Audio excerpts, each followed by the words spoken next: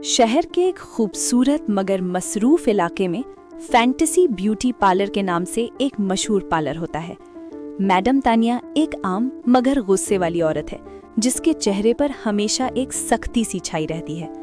Parlour में उसके साथ 2 लड़कियां काम करती हैं। उनमें से एक लड़की स्नोबेल है।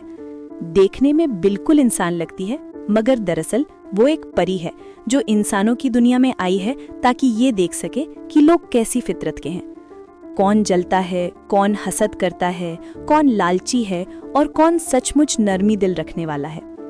स्नोबेल को एक खास नेमत हासिल है। पार्लर का दरवाजा खुलता है और एक काली रंगत वाली लड़की अंदर आती है, बहुत परेशान, आंखों में नमी लिए। स्नोबेल नरमी से पूछती है, तुम इतनी उदास क्यों हो? वो लड़की आह भरती है और कहती है, मेरी रंगत की वजह से मैं बहुत परेशान हूँ।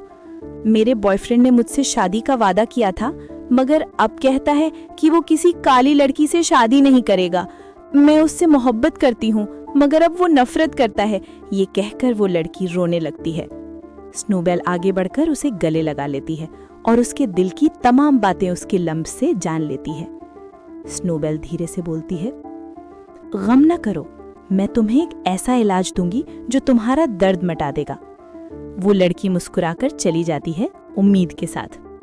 कुछ देर बाद तानिया गुस्से में आकर बोलती है, स्नोबेल, यहाँ मेरे क्लाइंट्स के आंसू पोंछने नहीं बैठी हो, यहाँ काम करने आई हो, समझी? मैंने तुम्हें हमदर्दी के लिए नहीं रखा, पैसे कमाने के लिए रखा है। अगली बार अगर ऐसी हरकत की तो यहाँ से निकाल दूंगी। स्नोबेल खामोशी से सर झुका लेती है। रात को चांदनी के नीचे स्नोबेल अपनी जादुई रोशनी से एक जादुई क्रीम तैयार करती है। अगली सुबह वो लड़की आती है। स्नोबेल मुस्कुराकर कहती है, ये लो और रात को रोज लगाना, तुम ठीक हो जाओगी। इतने में तानिया उसे देख लेती है। चौंक कर कहती है, ये क्रीम तो मेरे पार्लर में नहीं है, तुम्हारे पास कहां से आई? तुम अपनी क्रीम बेचकर मेरे क्लाइंट्स छीन रही हो क्या? और बिना कुछ सुने उसे काम से निकाल देती है। कुछ दिन गुजरते हैं और वही काली लड़की अब हैरत अंगेज तौर पर हसीन और निखरी हुई नजर आती है। वो पार्लर आती है। तानिया उसे देखकर चौंक जाती है। ये तुम हो? तुम्हारा रंग कैसे बदल गया? वो मुस्कुराकर कहती है, ये सब स्नोबेल की बनाई हुई क्रीम का कमाल है। तानिया हैरत ज़दा रह जाती है। वो फौरन स्नोबेल को ढूंढने निकलती है। वो देखती है कि स्नोबेल ने एक नया पार्लर खोल लिया है जहां लोग सिर्फ अपनी जाहिरी नहीं बल्कि दिल की खूबसूरती के लिए आते हैं। मगर एक फर्क है, जिनके दिल में हसद और लालच होता है उन पर जादू असर नहीं करता। तानिया रोने लगती है, मुझे माफ कर दो स्नोबेल, वापस आ जाओ, मुझे तुम्हारी जरूरत है।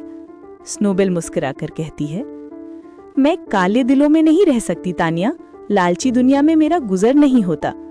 और धीरे से गायब हो जाती है। कुछ दिन बाद पूरे शहर में खबर फैल जाती है, एक परी आई है जो लोगों के दिलों के जख्म ठीक कर देती है। एक दिन एक लड़की अपनी नानी को लेकर पार्लर आती है।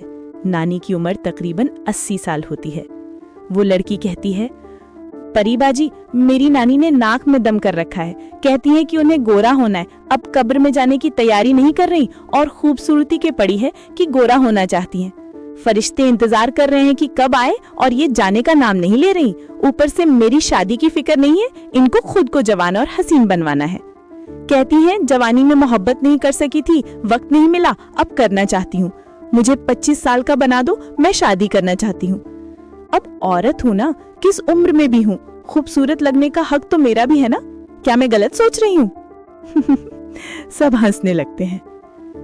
स्नोबेल कहती है, अच्छा नानी, मैं आपको खूबसूरत बना देती हूँ, मगर पहले अपनी पोती की शादी की फिक्र करें, वरना मैं आपको गायब कर दूंगी। नानी फौरन बोलती हैं, नहीं नहीं, गायब मत करना, मैं इसकी शादी करवा देती हूँ, मगर जीने का हक मेरा भी है। सब हंसने लगते हैं। स्नोबेल मुस्कुराकर जादू करती है और नानी पलक झपक में नौजवान और हसीन हो जाती है। नानी आईने में खुद को देखकर उछल पड़ती है, अरे वाह, मैं तो इतनी प्यारी हो गई हूँ। वो परी को गले लगाकर कहती है, अब देखना मैं लड़कों को कैसे अपने हुस्न के जाल में फंसाती हूँ। पूरा पार्लर हंसी से गूंज उठता है और कैमरा स्नोबेल के मुस्कुराते चेहरे पर ठहर जाता है। जहां उसकी आंखों में एक चमक और थोड़ा सा गम होता है कि लोग बदल जाते हैं मगर दिलों की हकीकत हमेशा वही रहती है।